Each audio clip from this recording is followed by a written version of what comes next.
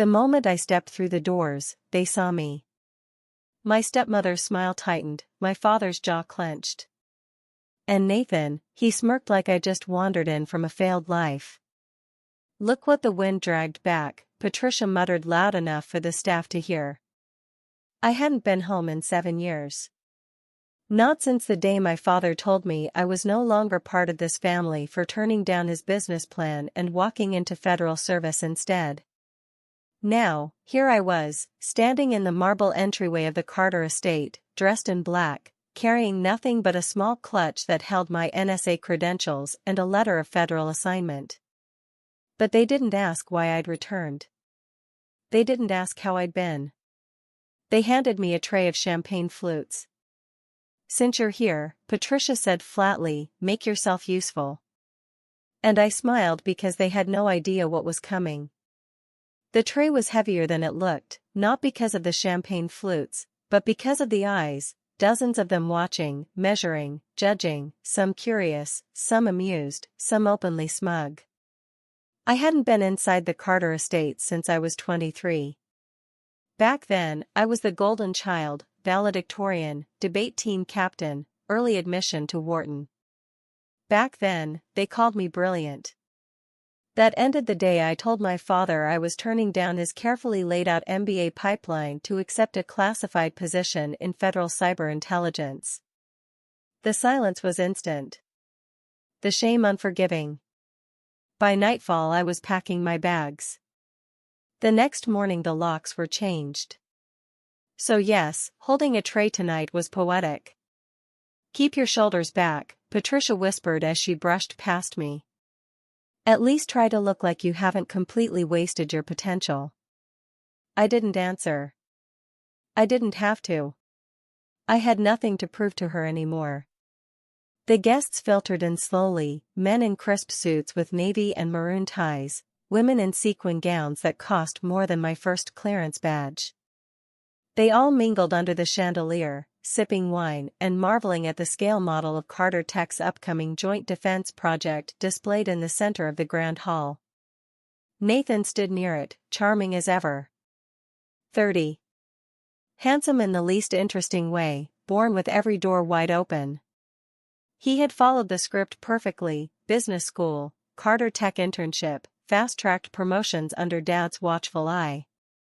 Tonight, he was being introduced to investors as the future of the company. As if that future didn't depend on a contract I had the authority to kill. "Excuse me, miss." A man in a tux waved his empty glass at me like I was a vending machine. I took it, replaced it silently, and smiled. He didn't recognize me. Most didn't. But the ones who did, the family friends, the former colleagues, the country club crowd, they didn't offer hugs or welcomes. They offered whispered gossip. "She joins the government or something, right? I heard she flunked out of grad school." "No, I think she went off-grid, conspiracy types, you know." I passed by the dining room where a trio of aunts were already discussing my outfit. "At least she's dressed modestly," one murmured. "She always was the serious one," another said as if that were a sin. Poor David. So much potential just wasted. I let it all roll off me because I wasn't here for them. I was here for the audit. The Carter-Blackstone Global Partnership was one of the largest active cyber defense contracts currently pending final authorization. That authorization would come from my agency and ultimately from me. I'd been reviewing their architecture for 3 months under a code name. Tonight, I was doing a rare unannounced site visit to observe operational integrity. Normally, I would have approached this with a badge, a briefing, and a secured office, but not this time. This time, I wanted to see how they behaved when they thought I was nothing. A tall man in his 50s stepped into the room. Gray suit, piercing eyes, posture like a war general.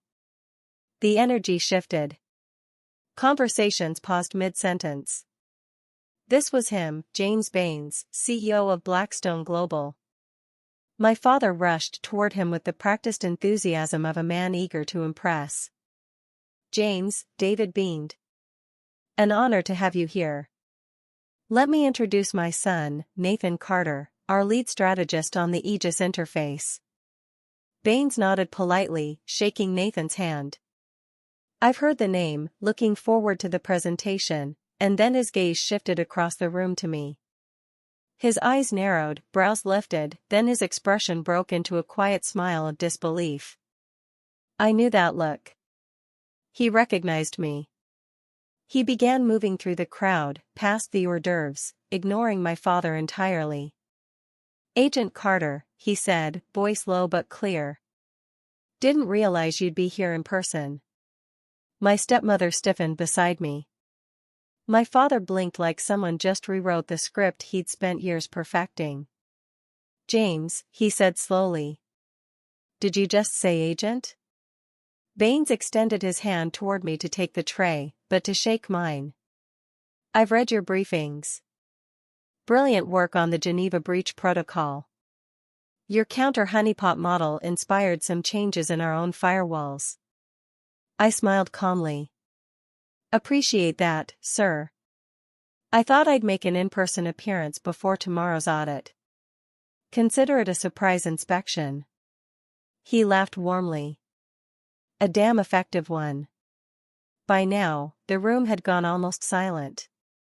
Eyes widened, mouths parted slightly. Someone dropped a fork. My father's face had turned from pride to confusion to dawning horror. Patricia clutched her champagne glass like it might save her from drowning. Lauren, he said slowly, voice cracking. You're the federal agent they sent. Yes, I said. Technically, I'm the one deciding whether Carter Tech moves forward with the contract, but tonight I'm just here to enjoy the party. I handed the tray to a nearby staffer and stepped forward, letting the spotlight fall where it always should have been. Not behind the tray. Not beneath the shame, but exactly where I stood, eye level. Unflinching, undeniable. Game on. They didn't speak to me for the rest of the night. Not my father. Not Patricia, not Nathan. After the moment James Baines called me, Agent Carter, it was like someone detonated a silence grenade in the middle of the party. People whispered, they stared. Some looked impressed. Others looked downright uncomfortable, like they were suddenly afraid to say the wrong thing in front of me. I didn't mind. Fear, I'd learned, was often a more useful reaction than approval. I drifted away from the guests and stood near the fireplace, letting the low hum of strings from the quartet drown out the storm building behind my eyes. That moment, my father's face, frozen in confusion, Patricia's champagne glass trembling just slightly in her hand, it should have felt like victory. But it didn't, because behind the quiet satisfaction was something raw, a scar that hadn't closed, a voice that still echoed. If you walk away from this, Lauren, you're no longer my daughter. I was 23. Graduated early from Penn, top of my class in applied mathematics. I had 3 internship offers at Fortune 500 firms, 2 Ivy League MBA acceptances, and a seat already reserved next to Nathan at Carter Tech. It was all mapped out, not for me, but for the version of me my father had built, like a corporate resume. Then came the NSA letter. A recruiter had approached me quietly after a university cybersecurity showcase. They'd seen my algorithm work, my capstone project on breach detection using behavioral AI. I passed 3 background checks, 4 interviews, and was offered a place in a rotational ops team. I said yes. My father said nothing at first, just silence followed by a scotch followed by a single sentence. You're making a very expensive mistake. I tried to explain, tried to tell him that I wanted my own path, that public service meant something to me, that I wasn't running from responsibility. I was running toward impact. He didn't care. You want to be a spy in a basement? He spat. You think this is noble? It's pathetic. It's for people who can't handle the real world. Patricia piled on like she always did. She's just doing this for attention. Maybe if we hadn't praised Nathan so much, she wouldn't need to sabotage her life. They argued for hours. Then came the ultimatum. You want to work for shadow people? Then be one. Get out of this house, Lauren, and don't come back. I packed my things that night. No one said goodbye, not even Nathan. He passed me in the hallway the next morning and shrugged. Guess not everyone's cut out for success. I lived in a one-bedroom apartment above a laundromat for 2 years. Took night shifts, cleared endless security checkpoints. Got yelled at by supervisors who didn't care where I went to school. And I never looked back until tonight. A soft voice broke my thoughts. Agent Carter. It was one of the junior engineers from Blackstone. Nervous, mid-30s, wearing a tie that didn't quite match. I just wanted to say your paper on adaptive intrusion monitoring, it changed the way we handle threat trees. I blinked, then smiled. I'm glad. Thanks. He left quickly, like speaking to me was something he had to gather courage for. I appreciated the gesture more than I let on. Just then, Nathan appeared. I could smell the cologne before I saw the contempt. He walked up with a half smile, the kind people wear when they don't know whether to laugh or panic. So, he said, you're the one holding our future in her hands. I didn't answer. I just raised an eyebrow. Funny, he continued. For someone who was so desperate to not be part of this family, you seem awfully comfortable being the one who might bring it down. There's a difference between destruction and accountability, I said calmly. Oh, please, he scoffed. This is personal. You've always had something to prove. No, I said, I've just always refused to prove it to the wrong people. His face twitched. I worked my ass off for this company, he snapped. Dad didn't just hand it to me. I didn't bother reminding him of the 5-figure allowance, the tailored internships, the hand-delivered board seats. I didn't have to. I hope you did work hard, I said simply. Because starting tomorrow, I'm going to audit every line of code you signed off on. He looked at me like I'd slapped him. This contract, I continued, deals with national infrastructure, defense encryption, homeland systems. It's not a family project, Nathan. It's not a playground. If I find even one intentional vulnerability, the deal's off, and you'll be lucky to be left with your name on the door. He took a step back. I see. So, this is revenge. No, I said softly. This is responsibility. Something you've never had to carry until now. I walked past him and didn't look back. The music had stopped. The guests were leaving. Somewhere behind me, my father was still frozen in the same conversation loop, trying to explain how his daughter, his failure, was now the woman holding the keys to his company's future. Tomorrow I'd walk into Carter Tech not as the forgotten daughter, not as a traitor to the family brand, but as the agent of truth they never saw coming. And I wouldn't be carrying a tray this time. I arrived at Carter Tech at 7:48 the next morning. No grand entrance, no military convoy, just a federal vehicle with blackout windows, my NSA laptop bag, and a quiet ID scan at the front gate. The guard recognized my clearance and stood up straighter. Good morning, Agent Carter. Just Lauren, I replied. Let's keep it simple. The building was sleek, glass walls, minimalist steel, a tasteful blend of arrogance and funding. I hadn't set foot in this place since I was a teenager. Back when my father would bring me in to observe real leadership, back when I still believed I'd inherit all this one day. The receptionist stared when I walked in. Word had clearly spread. I'm here to begin the pre-audit review, I said. Show me to the system's access floor and I'll take it from there. Do you want someone from the executive team to brief you? She stammered. I smiled. They'll catch up eventually. The elevator chimed softly as I arrived on floor 12. System Security Infrastructure. This was the beating heart of Carter Tech, where the data lived, where code was deployed, where vulnerabilities could cost lives. It was also where I'd learned just how bad things had gotten under Nathan's leadership. A young engineer named Ethan met me at the server room. He blinked when he saw my badge. "You're her." "I'm me," I replied. "You're Ethan.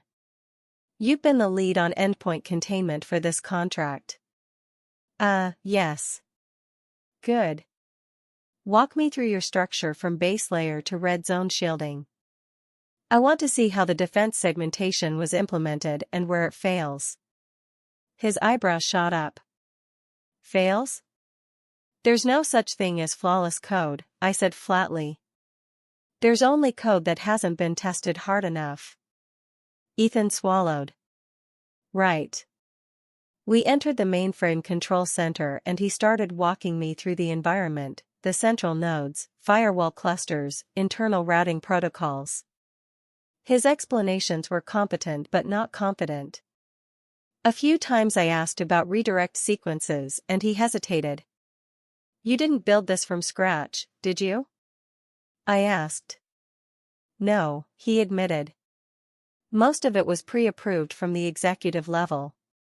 Nathan wanted it deployed fast to match the partnership timeline." I blinked. "He fast-tracked the encryption layers without final round security testing." Ethan grimaced. "I wasn't supposed to say that."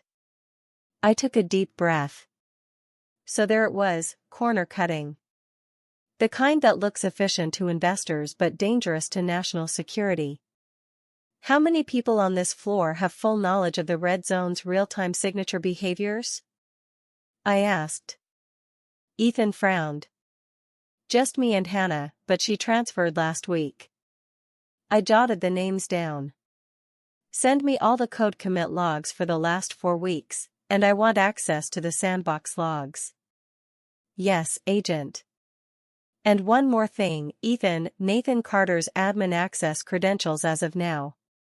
I'll clear it later if needed." He blinked again. "You want me to block the CEO?" I turned to face him fully. "I want you to follow federal security compliance protocol, which means no exec-level override access during active government audit periods." His eyes widened. "Yes, ma'am." By 10:12, I'd already flagged 3 major vulnerabilities. Unsecured API routes connected directly to the core without event throttling. Obsolete packet inspection filters allowing for quiet breach signatures to bypass Layer 2 detection. A bizarre timestamp deletion mechanism in the sandbox logs, probably accidental, but possibly worse. Each one was enough to raise red flags at the Pentagon level. All 3 combined potential grounds for suspension of contract. I sat down at a terminal, logged into the audit interface, and opened a private report folder labeled CT Aegis Liaison Review Level Omega. That's where my real work would begin. An hour later, the door to the security floor hissed open. I didn't have to turn to know who it was. "Nathan." His voice carried that same forced calm as last night, like he was trying to sound in control, but couldn't shake the feeling he'd already lost it. "Well, you've made yourself comfortable." I didn't stop typing. "You made it easy. You locked me out of my own system. I followed federal audit protocol. You would have known that if you read the compliance terms you signed." He walked closer. "You're not really going to tank this deal over a few bugs, are you?" I turned. "Nathan, this isn't about bugs. This is about an infrastructure that under your direction was launched prematurely without red team penetration and with full client access overlays still active in test mode. You handed a loaded weapon to a defense client and hoped they wouldn't pull the trigger." His face paled. "That's dramatic." "No," I said, "that's forensic." He tried to regroup. "Okay, look. I made aggressive calls. That's how innovation works. You said it yourself. No system is flawless. So, audit it, fix it, but don't bury us. I stared at him, and for a moment, I saw it. The panic underneath the charm, the fear that maybe he really wasn't built for this, that maybe Daddy's plan had gone too far. I don't want to bury Carter Tech, I said quietly. But I won't let it bury a national defense system either. This isn't your internship, Nathan. This is real. He said, nothing. Just turned and left. And I went back to work because unlike them, I wasn't here to save face. I was here to save something far more important. The conference room at Carter Tech was all glass, steel, and ego. Long mahogany table, 12 leather chairs on each side, a full-length wall screen ready for Nathan's big pitch. Bottled water lined up like little soldiers. Everything polished, everything prepared, everything perfect except the code. I sat at the far end of the table, government seat, neutral badge, black blazer, no logo. No one offered me coffee. No one asked if I needed anything. They all knew who I was now, but didn't know what I would do. I liked that. The uncertainty was leverage. Nathan entered 15 minutes late, flanked by 2 assistants who looked like they'd rather be anywhere else. He gave me a tight smile, then scanned the room like he owned it. The confidence was still there, but it was nervous now. Hollow around the edges. My father came in behind him. David Carter, suit immaculate, posture perfect, expression unreadable. He hadn't said a word to me since last night. He didn't need to. The tension said it all. You came back to humiliate us. No, I came back to protect something bigger than you. But if humiliation came as a side effect, so be it. The final attendee stepped in. James Baines, CEO of Blackstone Global. The room shifted as soon as he entered. Everyone straightened. My father stood. James, welcome, he greeted with practiced charm. Baines gave a nod, then turned to me. Agent Carter, he said clearly. Good to see you again. I trust your team is satisfied with the early findings. I nodded. We've begun our review. I'll present a preliminary security brief after Nathan's demonstration. My father blinked, barely hiding his confusion. You're speaking in this meeting. Baines raised an eyebrow. She's the lead liaison, David. She has full audit authority. You were notified of that, weren't you? I just didn't realize she'd be. He trailed off, but the room heard everything he didn't say, didn't realize she'd be someone. The meeting began. Nathan launched into his pitch with all the energy of a man pretending not to be cornered. Slides flashed across the screen, charts, forecasts, interface mock-ups. He spoke about innovation, market impact, defense potential. I listened carefully, even took notes. But I also watched how his voice trembled ever so slightly every time I raised my pen, watched my father glance at me from across the table like I might pull the pin from a grenade. I waited until Nathan finished his final slide. And with these updates, he said, Carter is ready to fully deploy Phase 1 of the Aegis interface in conjunction with Blackstone's existing encryption architecture. Polite applause followed. The kind people give before the real show begins. Then Baines turned to me. Agent Carter, your thoughts? I stood, plugged in my laptop. The screen shifted from Nathan's sleek visuals to a stark black background with a government seal. No music, no animation, just facts. Over the past 48 hours, my team and I conducted a Level Omega protocol review of Carter Tech's backend infrastructure. We examined firewall integrity, endpoint security, sandbox behavior, and protocol continuity under duress simulations. In that time we found 3 category red vulnerabilities. Any one of them would have disqualified this partnership under federal contract law. All three combined suggest a failure in executive oversight and deployment timing. The silence was instant. Even the projector seemed to go quieter. My father's knuckles whitened on the table. Nathan's jaw clenched. I clicked the remote. Slide 1. Unthrottled access pipeline breach time 14.3 seconds. Slide 2. Obsolete inspection layer failure rate 60.1%. Slide 3. Sandbox log wipe inconsistency forensic traceability 0. These flaws, I said calmly, could allow a mid-level adversary to infiltrate national defense protocols through your system. It wouldn't even take a nation-state actor. A college hacker with enough persistence could compromise live defense data feeds. Baines looked grim. One of his VPs swore under his breath. Nathan tried to speak. These are temporary bugs. They've existed for 3 full production cycles. I cut in. And you launched the prototype anyway. My voice didn't rise. I didn't have to shout. The data spoke louder than anything. My father cleared his throat. Agent Carter, surely MS. Carter. I corrected. Is fine. He froze. I clicked again. Next slide. Access logs. Nathan Carter. Override on safety protocols. Timestamped. The room went still. Nathan's face drained of color. I didn't disable safety. I expedited integration without penetration clearance. I said, you greenlit an unstable interface for use in a military-adjacent system. That's not innovation. That's negligence. I turned to Baines. Given the findings, we're recommending a conditional freeze of integration until Carter restructures oversight and completes third-party validation. Nathan stood.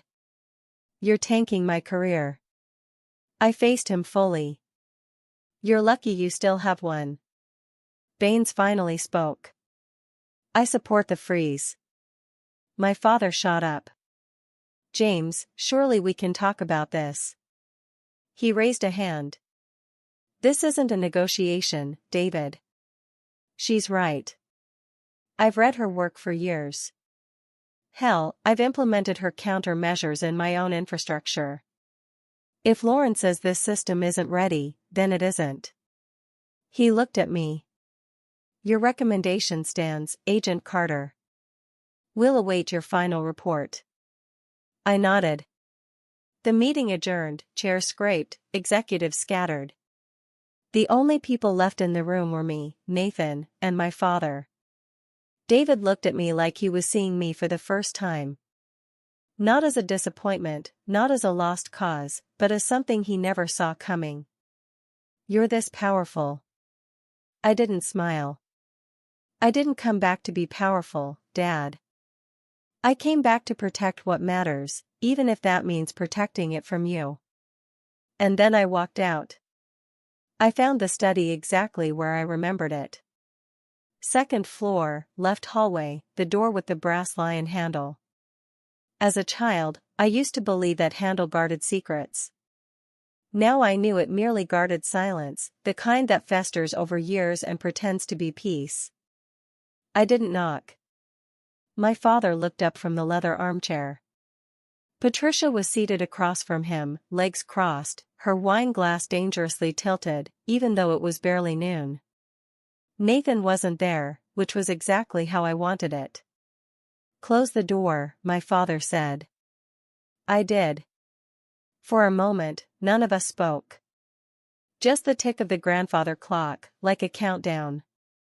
Then he finally broke the silence. You embarrassed me, Lauren. No, I replied. You embarrassed yourself. I just turned the lights on. Patricia scoffed, swirling her wine. You think this is justice? Humiliating your own brother after everything we gave you? I laughed quietly. The kind that comes from old scars, not amusement. You gave me conditions, not love. There's a difference. My father stood. His voice didn't rise, but it sharpened.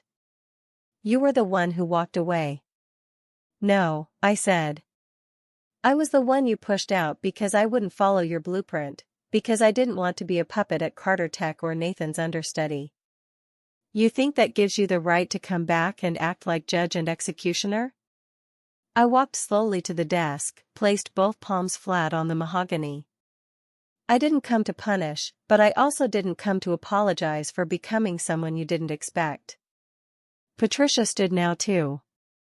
You were always dramatic. Always had to prove how special you were. You just couldn't be normal. Normal? I echoed. You mean obedient? She stepped closer. You think you're better than us now because some CEO praised your little intelligence project? I turned to her fully. You mean the national encryption directive I wrote that protected U.S. infrastructure during the Atlantic breach? That project? She blinked, her mouth opened, then closed. My father sat back down slowly. I never hated your intelligence, he said almost quiet. I just hated how you used it to drift away. That stopped me for just a breath. Then I answered softer. I didn't drift. You pushed. Every time I asked to pursue something outside the family brand, you shut it down. Every time I showed I was more than just a Carter Tech cog, you made it clear I was inconvenient. He didn't deny it. I never wanted to leave this family, I added. But I wasn't going to shrink just to fit back into your picture. He looked down at his hands. Nathan wasn't ready. And now the world knows. Then maybe the world deserved to know. Patricia scoffed again, but she didn't speak this time. Her silence was more brittle than her words. I turned toward the door, then paused. There's something else. My father looked up again. I'm recommending you replace Nathan as project lead. Not with me. I'm not staying. But with someone who earned it. His brow furrowed. You want us to demote your brother? I want you to protect your legacy because right now it's hanging by a thread. His voice was tired when he spoke next. And what about you? What do you want? I looked back one last time. I wanted a father who believed in who I was, not who he planned. Then I walked away. The sun was slipping behind the Carter Tech building when I stepped outside. The lot was nearly empty, save for a few lingering executives and black sedans. The wind was cold, clean. It reminded me I'd been breathing stale air inside that family too long. I reached my car, then heard footsteps behind me. Nathan, no jacket, just a white dress shirt, sleeves rolled to the elbows like he was trying to look calm, but his eyes betrayed him. Running back to DC already? He asked, arms crossed. I'm not running anywhere, I said, unlocking the door. But I'm done here. He leaned against the adjacent car, not looking at me. So that's it? You blow it all up and walk away like some savior? No, I said. I walk away like someone who did her job. He didn't answer immediately. When he did, his voice was lower. You really think I never tried? That caught me off guard. Tried to live up to him, to be what he wanted? You think he handed me this place on a silver platter? He let out a bitter laugh. No. He handed me a blueprint I couldn't change.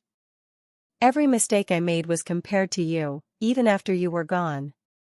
I frowned. That's not what it looked like. Of course not. You were out there saving the world. I was in here trying not to break it. I leaned against my own car now, folding my arms. So why didn't you say something? Because if I said I wasn't ready, he'd see me as weak. And if I admitted you were better, he'd cut me out. And instead, you let the company nearly walk into federal suspension. He winced. I didn't see how bad it got, he said. Until you showed up. I thought I had it under control. I thought maybe if I pulled it off, he'd finally stop talking about you like some lost myth. That stung more than I expected. You were never supposed to compete with me, Nathan, I said softer now. We weren't supposed to be pitted against each other. He looked at me then, fully. For the first time in years, maybe. You really loved this place too, didn't you? I did, I said, before they made me choose between it and myself. Silence again. Then he asked, are you going to report me for the override? I shook my head. The report already includes it. But I didn't call for criminal referral, just replacement and oversight. He looked surprised, maybe even relieved. I'm not here to destroy you, I added. But I won't protect your shortcuts either. He nodded slowly. Then maybe it's time I stopped taking them. I opened my car door.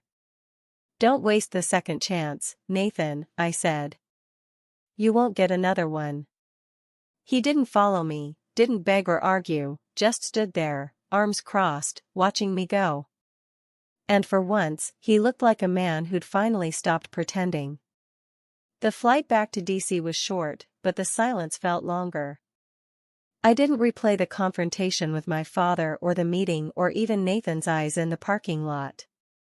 I kept thinking about one thing, how close I came to becoming just like them. The power, the pride, the silence.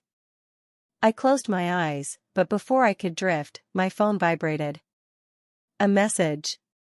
James Baines would like to meet privately. 5 p.m. M Street office, confidential. By 4:55 p.m., I was seated in a glass-walled executive suite overlooking the Potomac. James Baines sat across from me, jacket off, tie loosened, the kind of posture that said, this isn't about business anymore. Thank you for coming, he said, pouring tea instead of coffee. I noticed it was intentional. You said confidential, I replied. He smiled. Always, but especially for you. I raised an eyebrow. He leaned forward slightly. Let me ask you something, Lauren. Do you remember your first publication, the paper on decentralized response firewalls? I blinked. I wrote that in grad school before I was even cleared. I read it, he said, twice. Do you know why? I shook my head. Because it wasn't written to impress. It was written to protect. He sipped his tea, then continued. Even back then, I could see something most people missed. You weren't trying to be the smartest in the room. You were trying to be the one who kept the room safe, even if no one thanked you. I said nothing. He went on quieter now. Your father is a brilliant strategist. Your brother is an ambitious one. But you, he paused. You're a guardian. You don't make noise for recognition. You make impact for results. That's why I requested your assignment. I looked up surprised. You pulled my name. He nodded. When I saw Carter Tech on the defense contract list, I knew it would be a conflict. So, I asked them to send the one person who wouldn't flinch, who didn't owe anyone in that building a damn thing. The weight of that settled into the silence. And I wasn't wrong, he added. For the first time in years, I felt seen. Not as a daughter, not as a rival, not as an agent with a badge and a mandate, but as Lauren, the woman I became when no one was watching. So, what happens now? I asked. He shrugged. You file your final report. Someone else will implement your recommendations. Nathan will either rise or fall by what he chooses next. And my family? That's not my jurisdiction, he said. But I'll tell you this, they know now, even if they don't admit it. I exhaled slowly. Not satisfaction, not closure, just air I'd been holding since I was 21. He stood, offering his hand. I shook it. As I turned to go, he said one last thing. You didn't come back for revenge. That's why it worked. And in that moment, I understood power wasn't showing them who I'd become. It was becoming her. Even when no one believed I could. I unpacked slowly. Not because I had a lot, 2 suitcases and a laptop bag, but because I wasn't in a hurry anymore. The studio apartment wasn't much, just enough. One living space, a worn blue couch, shelves filled with books I'd carried across state lines, and a little balcony that overlooked a quiet stretch of Georgetown rooftops. I set down my mug of chamomile tea and walked to the window. The city lights twinkled below, but they didn't demand attention the way the Carter estate had. These lights whispered. They shimmered without screaming. They reminded me that not everything valuable has to shine the loudest. It had been 4 days since the audit, 3 days since I filed the final report, 2 days since I deleted the last message from my father. A voicemail that started strong and ended in silence. And exactly 1 day since I realized I wasn't angry anymore. That night, I made dinner just for myself. No caterers, no banquet tables, no seating charts, pasta with basil, a glass of red wine. Miles Davis playing low from my phone. Halfway through the meal, someone knocked. I wasn't expecting anyone. I never expected anyone. I opened the door cautiously. A young woman stood there, maybe 22, dark-rimmed glasses, a government ID around her neck, and a manila folder clutched to her chest like it was her security blanket. Agent Carter? She asked. I smiled. Technically, yes, but it's just Lauren here. She flushed. Sorry. I'm from the DC Cybersecurity Fellowship.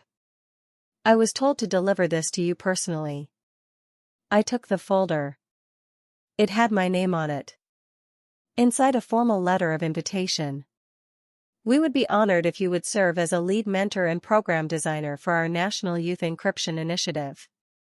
I read the first paragraph, then the second. Then I laughed gently. Of course, she looked nervous. Is it not the right time? I shook my head. It's perfect. I just didn't expect to be seen this way so soon. Her shoulders relaxed. I read your Geneva paper. It's why I joined this track. You made me feel like people like us belonged here. That hit harder than I expected. Not because of the flattery, but because I saw myself in her, in the way she clutched that folder like it was armor. The way she stood on my doorstep, unsure if she was welcome. I stepped aside. Come in, I said. You shouldn't be walking around DC with classified mail and no tea. She smiled, stepping into the apartment. An hour later, after she'd left, folder delivered, conversation had, and nerves soothed, I sat back down by the window. There was no fanfare, no applause, no headline declaring I'd won. And yet, I felt full. Not just of food, of breath, of space, of possibility. I thought about Nathan, about whether he would rise or retreat. I thought about my father, whether he was finally learning that love cannot be conditional and still be called love. And I thought about Patricia, though only for a moment. Then I picked up the pen on my side table and opened a blank page in my journal. At the top, I wrote, I did not come back to reclaim the house. I came back to reclaim myself. And I did. Then I closed the book. Tomorrow there would be new work, new minds to mentor, new ways to guard without hiding. But tonight I let myself be still. No titles, no codes, just Lauren. And if you think this story hit deep, the next one will leave you speechless. Subscribe now, before you miss it.